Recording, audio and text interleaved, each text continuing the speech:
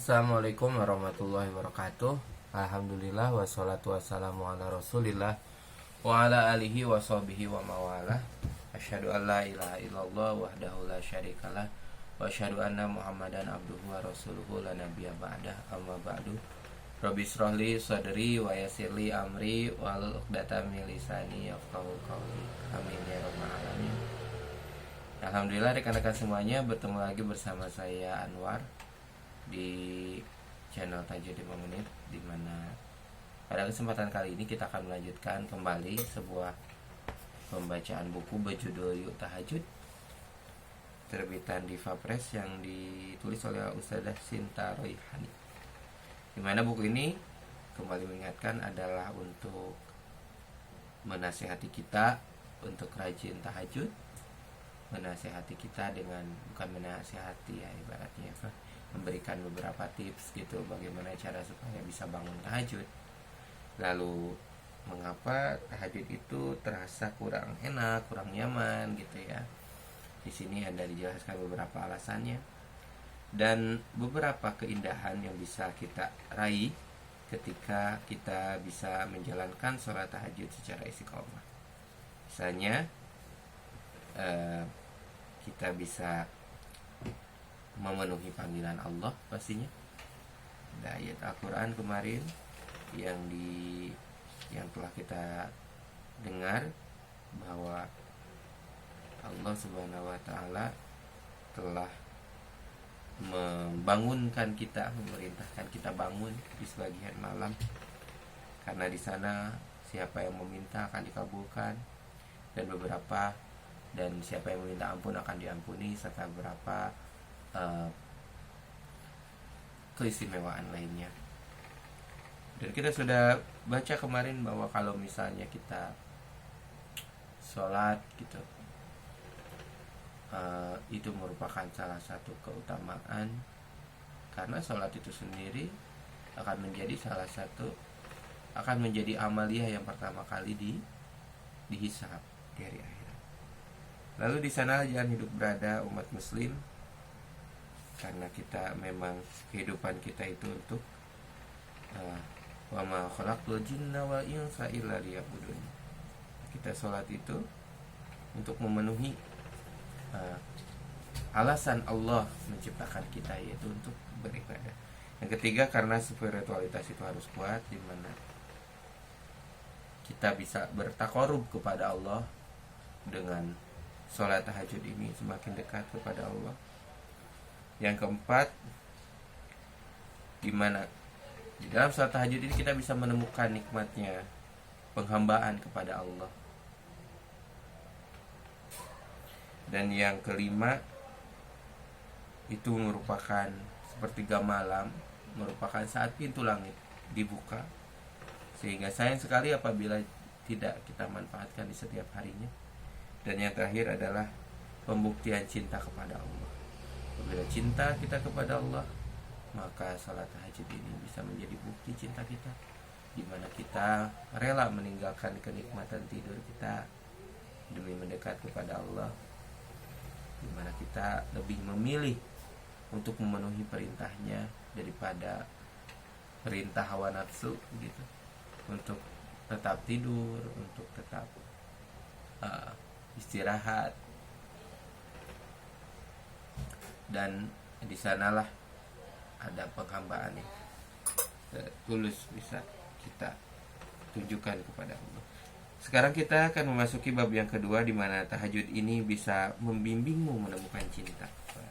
Jadi di bagian kedua ini diperuntukkan bagi muslimah-muslimah ataupun juga kepada para muslimin yang ingin mendapatkan jodoh, masih sendirian gitu, masih ingin mendapatkan pendamping. Maka seperti apakah tahajud ini bisa menolong Anda gitu. Kebutuhan akan rasa cinta ini dan dicintai itu memang merupakan kebutuhan fitrah manusia ya. Jadi jangan ditolak. Kenapa aku itu selalu ingin dicintai? Ya karena itu fitrah manusia.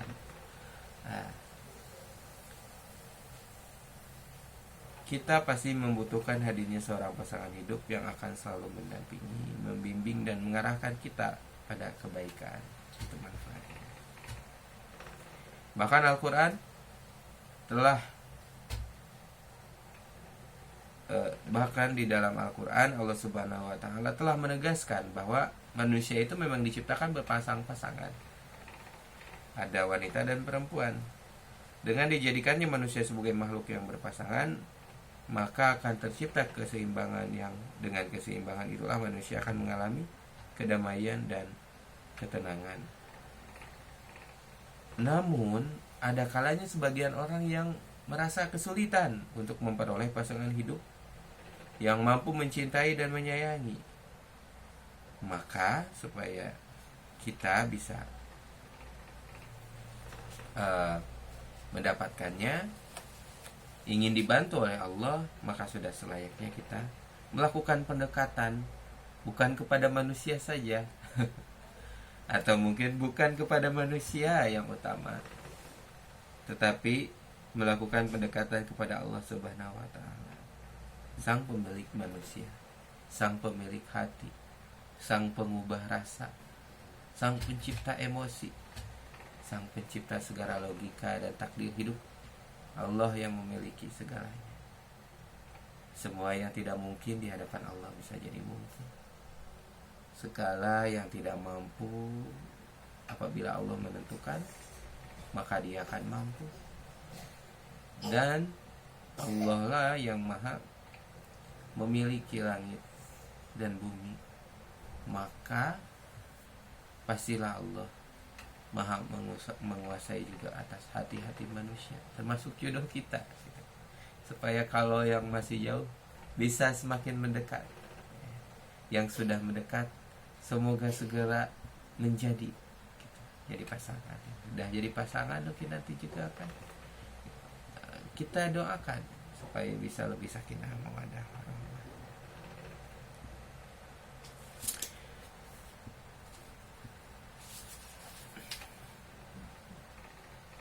Dengan senantiasa melakukan pendekatan kepada Allah, atau dengan kata lain sesuai tadi di pembahasan yang pertama, yaitu dengan melakukan sholat tahajud, maka kita tidak hanya mendekat kepada Allah, tetapi juga sedang membentuk kepribadian yang positif. Bagian yang pertama di bab ini adalah seseorang yang solehah layak dicintai. Apa yang terbersit dalam hati ketika ada mendengar wanita solehah? Ya, mungkin dalam hati kita akan melihat bagaimana gambaran tentang seorang perempuan yang rajin ibadah, mampu menjaga kehormatan dirinya, taat kepada orang tua ataupun suami, dan mulia akhlaknya. Ya, gambaran itu memang ideal untuk menjelaskan perihal wanita yang solehah. Tetapi ternyata pertanyaan seperti itu tidak mudah dijawab. Mengapa? Pertama, karena menjadi wanita yang soleha dibutuhkan modal yang besar. Bukan hanya modal uang, tetapi juga niat yang kuat, upaya yang mantap, serta kesungguhan untuk menjalankan upaya tersebut. Ada wanita yang memilih lebih gaul dan modis, tapi bisa juga menjadi wanita yang gaul, modis, dan tetap solihah. Alhamdulillah. Yang kedua, kurang memahami makna menjadi wanita solihah.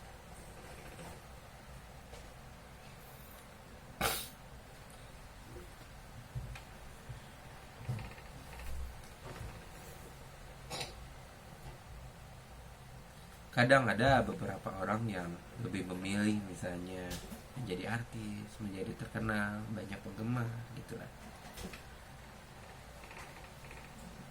Tetapi menjadi wanita solehah menjadikan kita tidak bebas sebagaimana para artis. Tapi bukan berarti tidak ada artis yang solehah di sini. Karena di sini, kenapa di sini disebutkan bahwa wanita solehah itu tidak sebebas artis. Karena kehidupan wanita soleh itu harus senantiasa dikontrol oleh keimanan. Sehari-harinya mesti tekun beribadah, berusaha menegakkan kebaikan, serta menghindarkan diri dari sikap dan perilaku keburukan.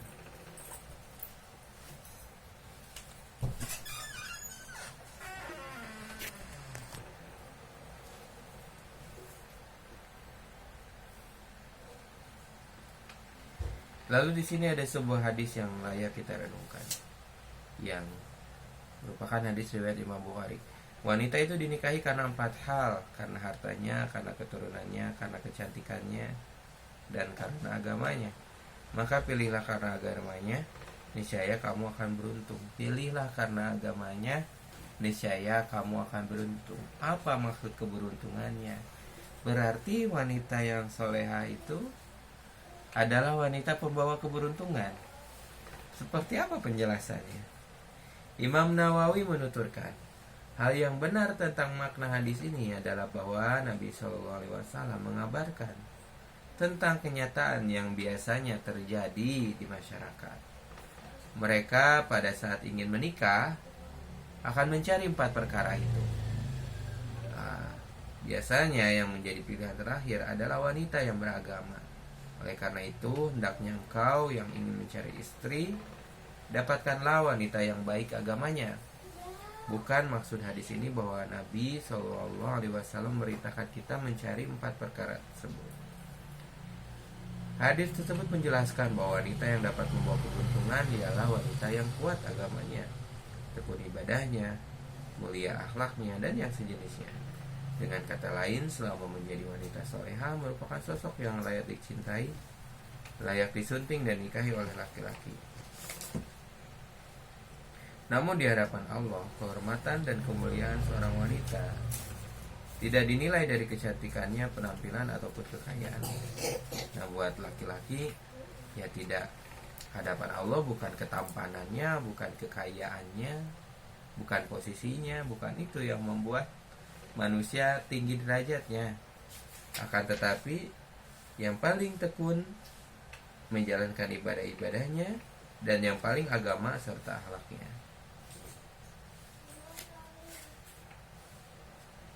Sayangnya, meski begitu agung cahaya yang diberikan oleh Allah kepada para pelaku sholat tahajud, nyatanya tidak mudah bagi manusia itu untuk tertarik mendapatkan cahaya tersebut. Malah lebih tertarik misalnya menghabiskan waktu main game, kalau laki-laki gitu ya, ataupun ya wanita sekarang juga ada ngerumpi, gitu, ngobrol-ngobrol sampai malam, sampai akhirnya kelewat sholat tahajud karena tren kehidupannya tadi.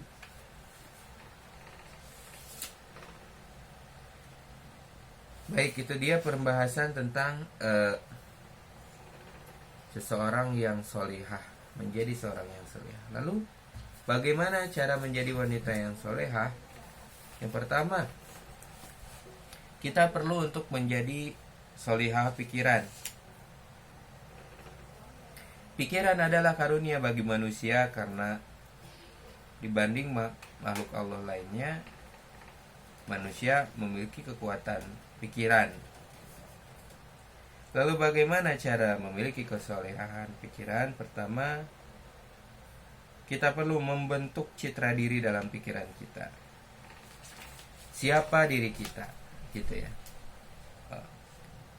Self branding kalau sekarang. Jadi kita harus memiliki self branding yang baik untuk diri kita, oleh diri kita. Nah, bahkan di sini disebutkan seorang ilmuwan Sandy McGregor disebut sebagai pembentukan citra diri. Istilah ini ya. Kalau misalnya kita bisa membentuk citra diri yang positif, maka kita akan bisa menjadi citra diri yang positif. Tapi kalau negatif, maka self talk kita kepada diri kita itu akan menjadikan kita negatif juga. Maka ya harus mencitrakan diri kita sebagai orang yang soleh, orang yang solehah, dan menjadi seseorang yang rajin tahajud begitu. mencitrakan diri kita. Kalau semakin kita menilai, mencitrakan, menjudge bahwa diri kita itu orang yang jahat, orang yang malas, orang yang gak suka tahajud gitu ya, itulah diri kita. Selanjutnya, berpikirlah untuk selalu melakukannya saat ini. Penting untuk melakukan sesuatu hari ini juga, jangan ditunggu-tunggu sampai nanti. Jangan menunda-nunda. Ada salah satu nasihat menarik yang pernah disampaikan oleh Umar bin Khattab radhiyallahu an. Bila kamu berada pada suatu pagi, jangan tunda hingga sore hari. Sebaliknya, bila kamu ada di sore hari, jangan tunda hingga pagi hari. Betapa menunda itu adalah kebiasaan yang negatif. Yang ketiga, lakukanlah dari hal yang sederhana. Jadi jangan ditunda. Yang ketiga, lakukan dari yang sederhana. Menjadi ahli tahajud tidak mudah, tapi kita bisa memulainya sesuai kemampuan kita dalam mengupayakannya. Tidak ada hal besar yang tidak diawali oleh hal-hal kecil.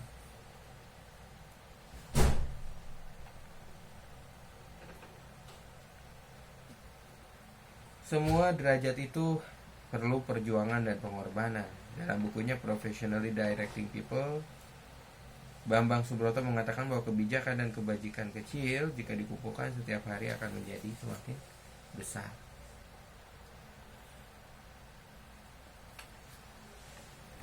Hadis riwayat Imam Abu Daud, Rasulullah SAW, dan sesungguhnya amal yang paling Allah sukai ialah yang terus-menerus dikerjakan walaupun sedikit.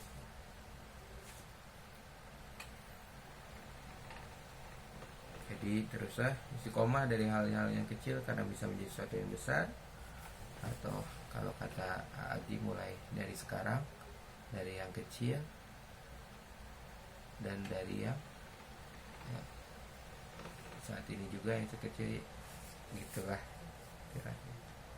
Yang kedua, solihah dalam hati. Tadi selain dimulai dari pikiran, kita juga harus mengupayakan kesolehahan hati. Nah, kuncinya menjadi istri yang baik itu tadi adalah menjadi pasangan yang baik itu menjadi seorang